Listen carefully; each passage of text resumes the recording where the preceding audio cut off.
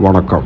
இந்த வீடியோவில் என்ன பார்க்க போகிறோன்னு பார்த்தீங்கன்னாக்கா, வசியத்தில் நம்ம நிறைய விதமான விஷயங்கள் நிறைய போட்டுட்டு வந்துட்டுருக்கோம். கொஞ்ச நாள் வீடியோ போடலை, ஒரு 10 நாளாக. தவறாக எடுத்துக்காதீங்க. வசியத்தில் என்ன முறைன்னு பார்த்தீங்கன்னாக்கா, இது குன்றின் மணியோட வசிய முறை. குன்றின் மணி ரொம்ப சக்தி வாய்ந்த ஒரு விஷயம்.